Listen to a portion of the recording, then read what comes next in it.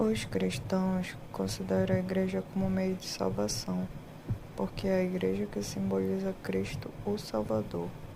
Os cristãos não se relacionam individualmente com Deus, senão através do Cristo, e Cristo é a Igreja, e a Igreja é o lugar onde eles se reúnem para adorar a Deus e arrogar-lhe a salvação através do Cristo. Nesse sentido, os cristãos têm mentalidade de grupo, ao passo que socialmente esposam o individualismo. Para poder simbolizar pessoalmente essas características do Ocidente e do Oriente, preciso remontar a Lao Tse, quarto século a.C., grande pensador da China antiga. Ele representaria o Oriente, e o que ele denomina as multidões poderiam representar o Ocidente. Quando digo as multidões, não se veja nenhuma intenção de minha parte de atribuir ao Ocidente, em qualquer sentido depreciativo, o papel das multidões laodiceanas, quais as descrevia o velho filósofo. Lao Tse se retrata como um idiota, dá a impressão de não saber nada, de não se comover por coisa alguma, praticamente não tem nenhuma atividade nesse mundo utilitarista. É quase inexpressivo. Entretanto, existe nele qualquer coisa que o situa à parte da espécime do simplório ignorante. Apenas externamente se parece com ele.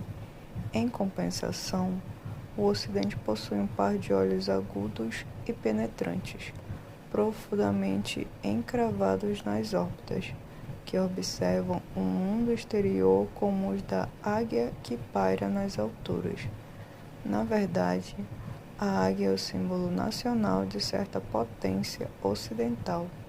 Além disso, o nariz aquilino, os lábios finos e o contorno geral do rosto, tudo sugere uma intelectualidade altamente desenvolvida e suma presteza no agir. A presteza é comparável à do leão. O leão e a águia, efetivamente, são os símbolos do Ocidente. Schwartz, do terceiro século a.C., conta a história de Cotton, o Caos.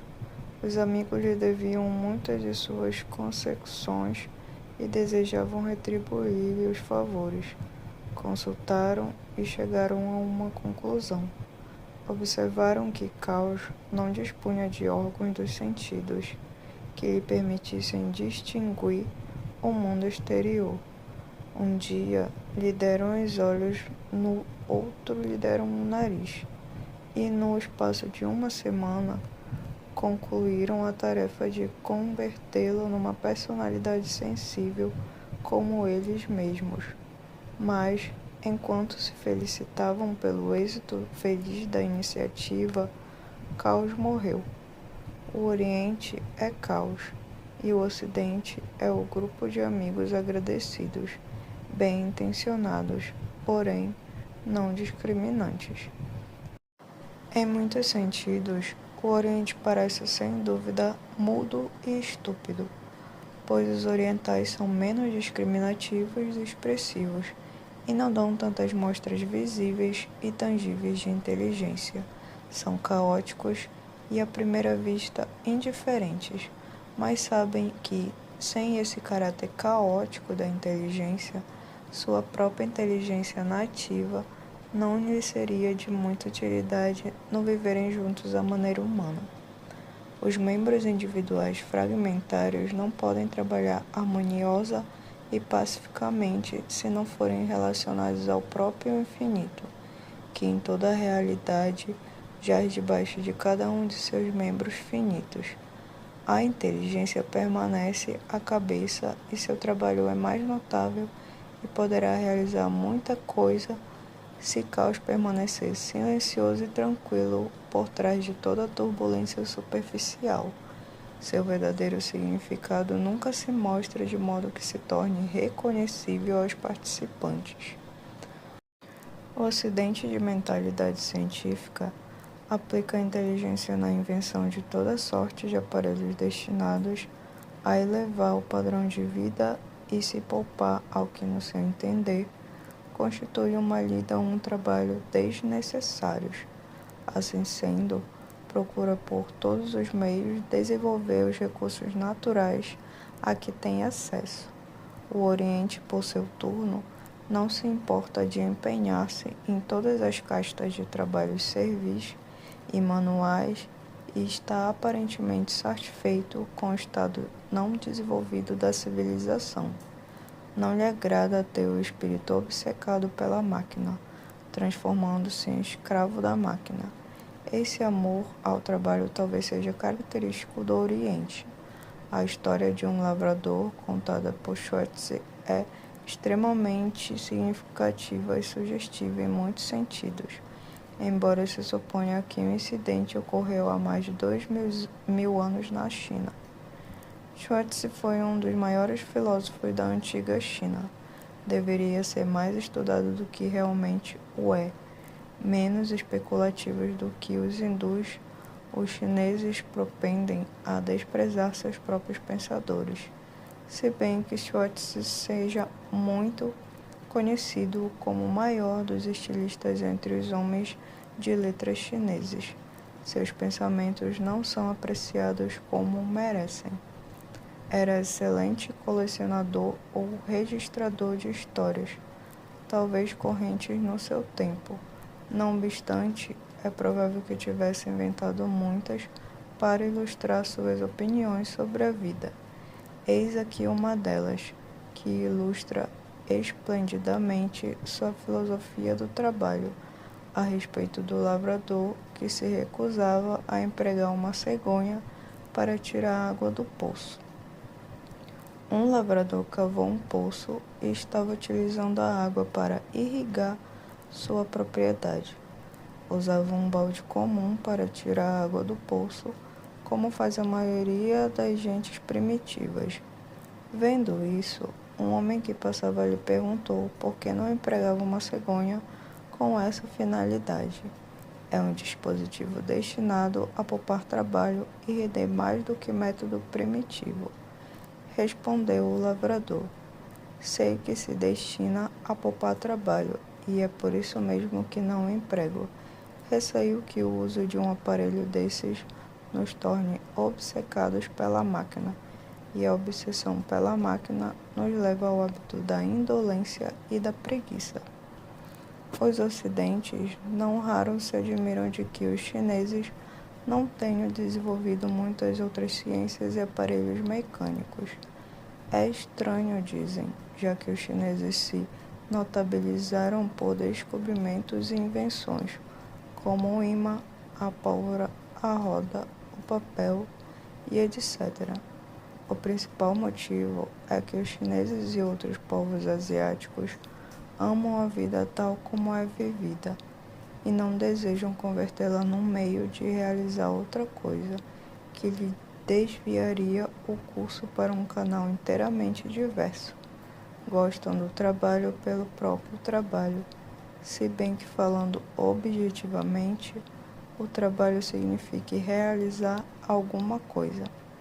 Mas, enquanto estão trabalhando, comprazem-se no trabalho e não têm pressa de terminá-lo. Os aparelhos mecânicos são muito mais eficientes e realizam mais. A máquina, porém, impessoal e não criadora, carece de significação. Mecanização significa intelecção, e sendo o intelecto, antes de tudo, utilitário, não existe estetismo espiritual nem espiritualidade ética na máquina. E aqui está a razão que levou o lavrador de Schwartz a não se deixar obcecar pela máquina. A máquina nos apressa a concluir o trabalho e a alcançar o objetivo pelo qual trabalhamos. O trabalho em si não tem qualquer valor senão como um meio. Isso significa dizer que a vida perde sua faculdade criadora e se transmuda num instrumento, enquanto o homem passa a ser um mecanismo produtor de bens. Os filósofos discorrem sobre a significação da pessoa. Pelo que vemos agora em nossa época altamente industrializada e mecanizada, a máquina é tudo e o homem está quase inteiramente reduzido à escravidão. Era disso, creio eu, que Schweitzer tinha medo. Está visto que não podemos desandar a roda do industrialismo para fazê-la voltar à primitiva habilidade manual. Bem é, contudo, que não nos esqueçamos da significação das mãos, nem dos males resultantes da mecanização da vida moderna, que dá uma ênfase exagerada ao intelecto em detrimento da vida em seu conjunto. Isto quanto ao Oriente, digamos agora algumas palavras ao respeito do Ocidente. Em seu livro A Busca Ocidental do Homem, Denis de Rougemont afirma que a pessoa e a máquina caracterizam os dois traços preeminentes da cultura ocidental. Isto é significativo, porque a pessoa e a máquina são conceitos contraditórios e o Ocidente lida por todos os modos para conciliá-los. Não sei se os ocidentais o fazem consciente ou inconscientemente. Mencionarei apenas a maneira pela qual essas duas ideias heterogêneas estão trabalhando o espírito ocidental neste momento. Cumpre observar que a máquina contrasta com a filosofia do trabalho de Schweitzer e que as ideias ocidentais acerca da liberdade individual e da personalidade pessoal vão de encontro às ideias orientais sobre a liberdade absoluta. Não entrarei em pormenores, tentarei tão somente sumariar as contradições que o Ocidente está enfrentando e o que o faz sofrer. 1. A pessoa e a máquina envolvem uma contradição, e mercê dessa contradição, o Ocidente experimenta uma grande tensão psicológica, que se manifesta em várias direções em sua vida moderna. 2. A pessoa supõe individualidade, responsabilidade pessoal, ao passo que a máquina é o produto da intelecção, da abstração, da generalização, da totalização, da vida em grupo. 3. Objetiva ou intelectualmente, ou ainda falando da maneira do espírito obcecado pela máquina, a responsabilidade pessoal não tem sentido. A responsabilidade está logicamente relacionada à liberdade, e não há liberdade na lógica, onde tudo é controlado pelas rígidas regras do silogismo. 4. Além disso, como produto biológico, o homem é governado por leis biológicas. A hereditariedade é um fato e nenhuma personalidade poderá mudá-la. Não nasci por minha livre e espontânea vontade. Meus pais não me fizeram nascer por livre e espontânea vontade. O nascimento planejado, na realidade, não tem sentido. 5. A liberdade é outra ideia disparatada. Vivo socialmente num grupo que me cerceia todos os movimentos, tanto mentais quanto físicos. Nem quando estou só sou inteiramente livre. Tenho toda sorte de impulsos que nem sempre se acham sob o meu controle. Alguns impulsos me arrebatam, mau grado meu. Enquanto vivermos neste mundo limitado, nunca poderemos falar em ser livres ou em fazer o que desejamos, nem mesmo esse desejo nos pertence. 6. A pessoa pode falar em liberdade, mas a máquina a limita de todas as maneiras, pois a palavra não vai além de si mesma. Desde o princípio, o homem ocidental é constrangido, restringido, inibido. Sua espontaneidade não é sua, senão da máquina. A máquina carece de faculdade criadora. Opera tão somente quando lhe permite alguma coisa colocada dentro dela. Nunca age como a pessoa. 7. A pessoa só é livre quando não é pessoa. É livre quando se nega a si mesmo e se absorve num todo.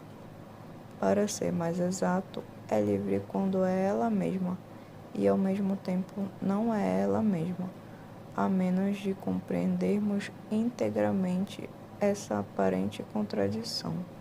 Não estaremos qualificados para falar em liberdade, responsabilidade ou espontaneidade. Por exemplo, a espontaneidade de quem falam os ocidentais, sobretudo dos alguns analistas, não é nem mais nem menos do que a espontaneidade infantil ou animal, e não a espontaneidade da pessoa plenamente amadurecida. 8. A máquina, o behaviorismo, o reflexo condicionado, o comunismo, a inseminação artificial, a automoção em geral, a vivissecção, a bomba H, todos e cada um deles estão estreitissimamente relacionados entre si e formam elos sólidos e muito bem soldados de uma cadeia lógica.